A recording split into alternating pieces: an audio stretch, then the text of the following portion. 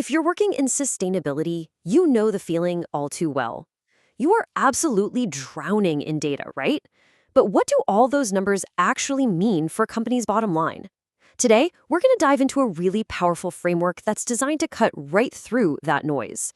It's a tool that helps translate all those sustainability metrics into what's financially material. So here's how we're going to break it down. We'll kick things off with the problem of just having raw data without context.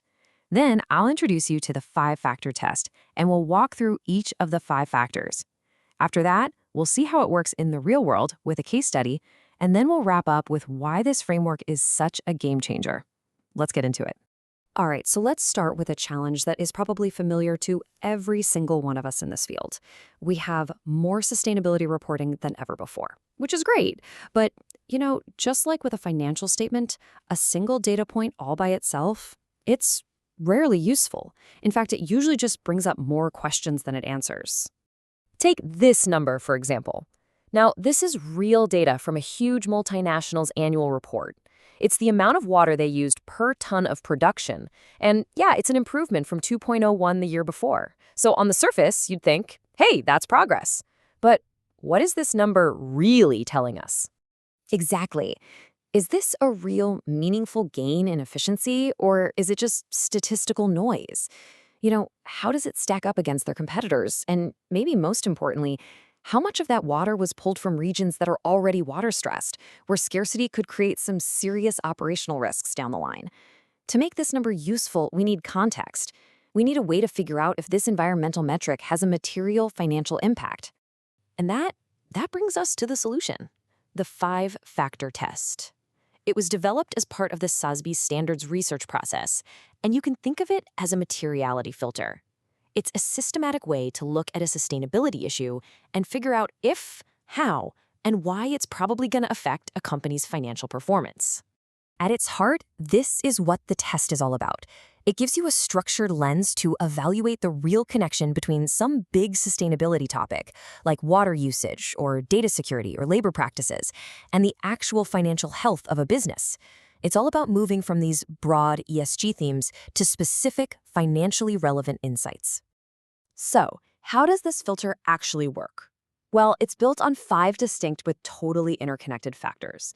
A good way to think about them is as the essential tools in your ESG detective's toolkit. They're designed to help you investigate an issue from every single critical angle.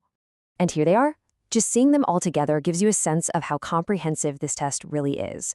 I mean, it covers everything from a direct hit to the financial statements, all the way to competitive dynamics and future innovation. So let's walk through each one. Okay, first up is the most direct link. Factor 1 asks a simple question.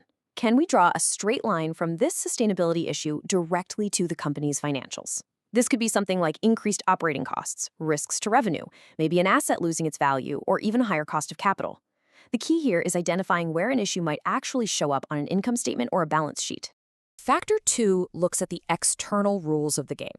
Are there laws on the books right now, like emission standards, or maybe emerging policies, like new rules for supply chain due diligence, that are going to force companies to act? These drivers can create some pretty significant costs and penalties. Or, on the other side of the coin, they can create opportunities for companies that are already ahead of the curve. Right, because no company operates in a vacuum. This factor looks at the competitive landscape. What are the industry leaders up to? Has a new best practice emerged for handling a certain issue? Because falling behind your peers on a key sustainability topic, well, that can be a major competitive disadvantage, affecting everything from your brand to your market share. Now, this factor moves beyond just regulators and competitors to acknowledge the power of other key groups. Are customers demanding more sustainable products? Are employees expecting better working conditions?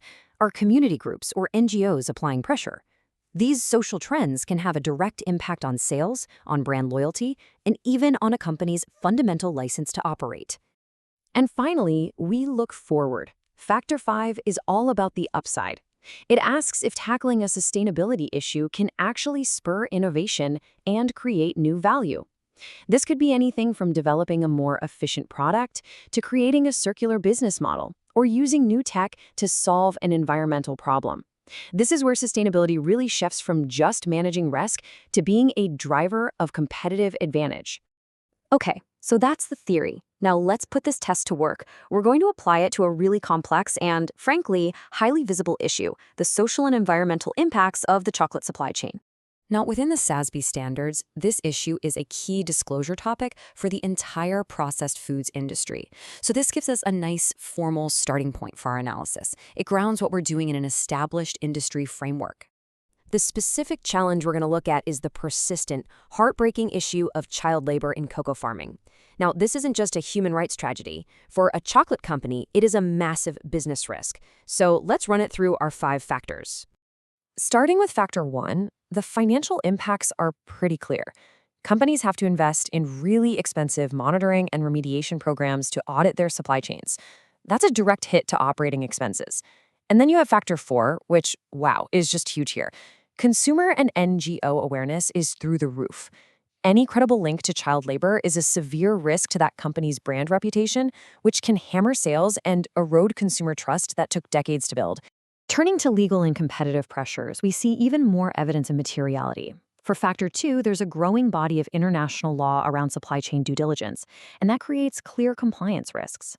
For factor 3, the competitive pressure is immense. Responsible sourcing is basically the industry norm now. If your competitor has a robust, certified cocoa program and you don't, you are at a serious disadvantage. And we can't forget factor 5. The innovation opportunity here is significant.